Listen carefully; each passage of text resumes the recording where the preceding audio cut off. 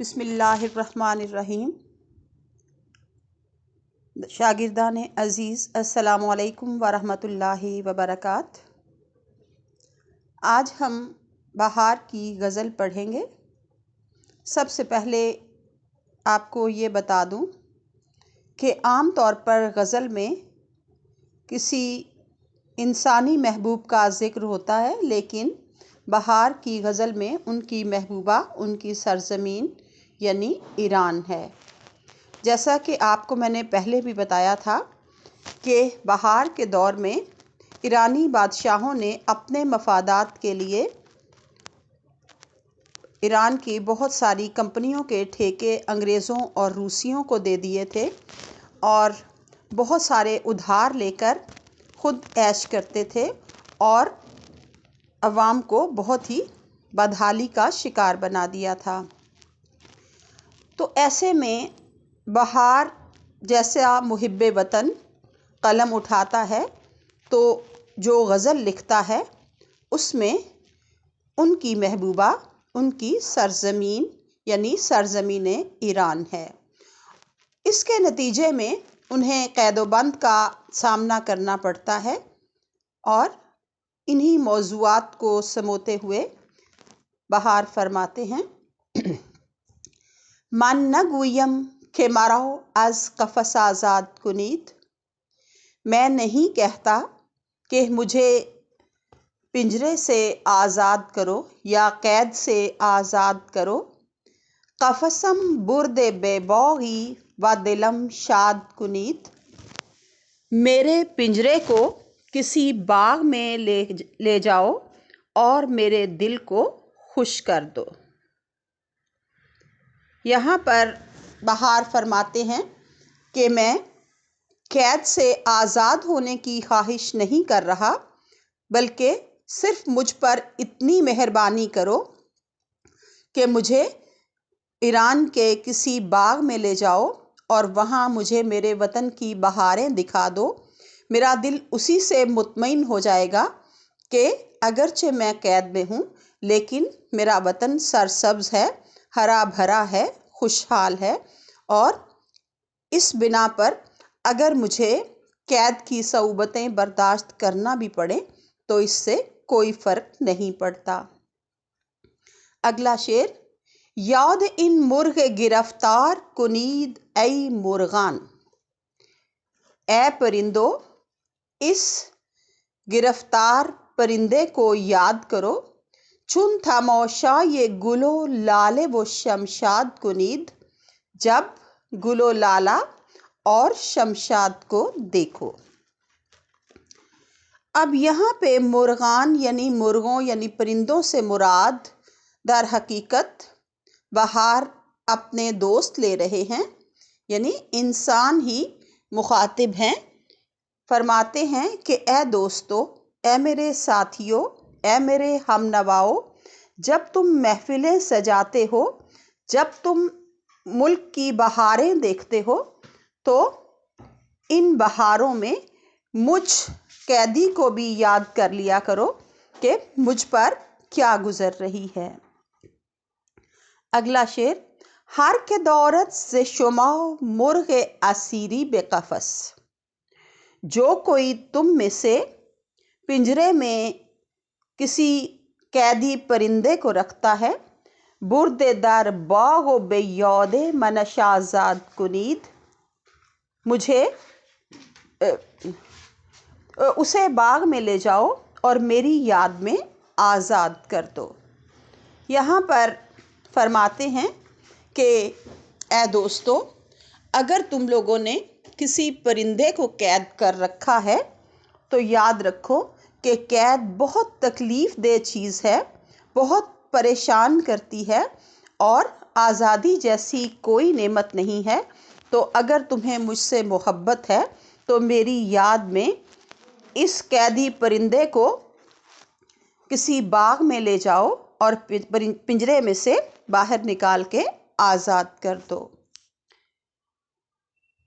اگلا: گر شد از جور شما خانه موری ویران، اگر تمہارے ستم سے یا اگر تمہارے ظلم سے کسی چونٹی کا گھر بھی ویران ہو جائے، خانہ یہ خیش ماحول است کہ آباد کنید، تو یہ مشکل ہے کہ تم اپنے گھر کو آباد کر پاؤ۔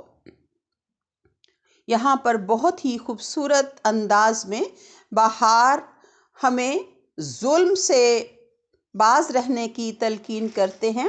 فرماتے ہیں کہ انسان تو انسان، اگر ہم کسی چونٹی کا گھر بھی اپنے ظلم و ستم کی وجہ سے ویران کرتے ہیں تو بدلے میں ہمارا اپنا گھر بھی ویران ہو جائے گا، کیونکہ یہ مکافات عمل ہے کہ اللہ تعالیٰ ظلم کی سزا ظالم کو ضرور دیتے ہیں۔ لہٰذا ظلم سے باز آ جاؤ۔ یہاں اصل میں وہ بادشاہوں سے مخاطب ہیں اور فرماتے ہیں کہ تم لوگ جو عوام کے گھروں کو تباہ و برباد کر رہے ہو، ان پر ستم ڈھا رہے ہو، تو یاد رکھو کہ ان کی آہیں ایک نہ ایک دن تمہیں بھی تباہ و برباد کر دیں گی اور تمہارے گھر بھی ویران ہو جائیں گے۔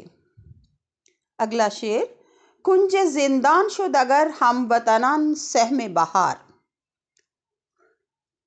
اے ہم وطنوں، اگر بہار کے حصے میں کسی قید خانے کا گوشہ آ گیا ہے، شکر آزادی ان گنج خدا داد کنید، تو تم اللہ کے اس عطا کردہ آزادی کے خزانے پر شکر ادا کرو۔ فرماتے ہیں کہ اے ہم وطنوں، اگر مجھے قید میں رکھا گیا ہے، اگر میری آزادی چھن گئی ہے اور میں تکلیف میں ہوں، تو میری اس تکلیف کو دیکھ کر تم اللہ کا شکر ادا کرو کہ تم آزاد ہو، کیونکہ آزادی سے بڑی کوئی نعمت نہیں ہے، اور یہ اللہ کا عطا کردہ وہ خزانہ ہے کہ جس کا کوئی مول نہیں ہے۔ لہٰذا آج اگر تم آزاد ہو تو اس آزادی پر اللہ کا شکر ادا کرو، اور یہ یاد رکھو کہ آزادی کو بحال رکھنے کے لیے تمہیں اگر کوئی بڑی سے بڑی قربانی بھی دینا پڑے تو تمہیں دے دینی چاہیے۔ اب آئیے تمرین کی طرف۔ شاعر نے کراچی اور لاہور کو کیا خطاب دیا ہے اور کیوں؟ شاعر نے کراچی اور لاہور کو قبۃ الاسلام کہا ہے، اور یہ اس لیے کہا ہے کہ یہ پاکستان کے بڑے بڑے شہر ہیں اور پاکستان کی بنیاد لا الہ پر رکھی گئی تھی، لہٰذا ان بڑے بڑے شہروں کو اسلام کا قلعہ ہونا چاہیے۔ اگلا سوال: کشمیر کے بارے میں کن خیالات کا اظہار کیا گیا ہے؟ بہار فرماتے ہیں کہ کشمیر کا دل ماں سے جدا بچے کی طرح سے تڑپتا ہے تاکہ وہ جلد از جلد پاکستان کی گود میں اپنا سر رکھ سکے۔ اور اس کے بعد یہ کہا گیا ہے کہ پاکستان بھی اس ماں کی طرح سے کشمیر سے ملنے کو بے تاب ہے کہ جس کا بچہ اس سے چھین لیا جائے اور وہ اسے حاصل کرنے کے لیے سر توڑ کوششیں کر رہی ہو۔ اگلا ہے: شاعر نے علامہ اقبال کو کیوں خراج عقیدت پیش کیا ہے؟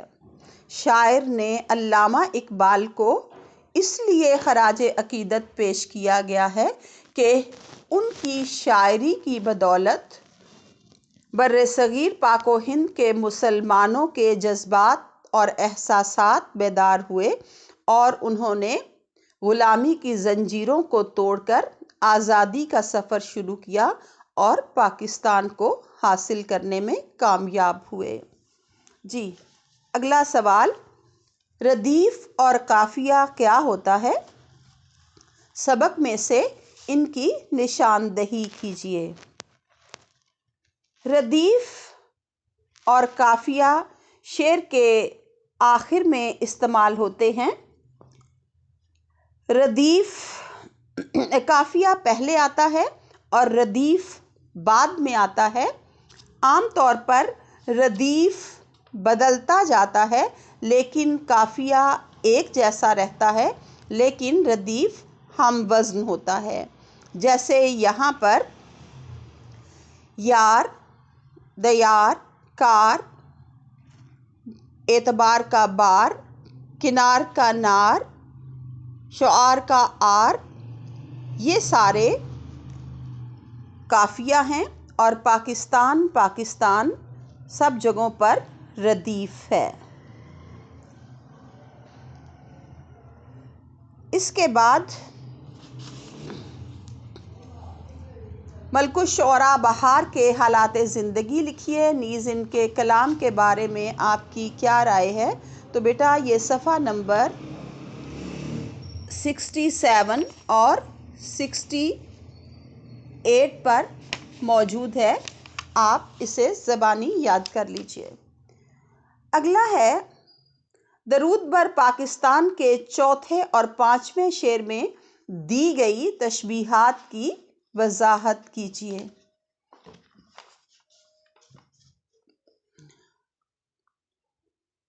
یہاں پر کشمیر کو ماں سے جدا بچے سے تشبیہ دی گئی ہے اور پاکستان کو اس ماں سے تشبیہ دی گئی ہے۔ اگلے شعر میں اس ماں سے تشبیہ دی گئی ہے کہ جس کا دودھ پیتا بچہ اس سے چھین لیا گیا ہو اور وہ اسے حاصل کرنے کے لیے بے قرار ہو۔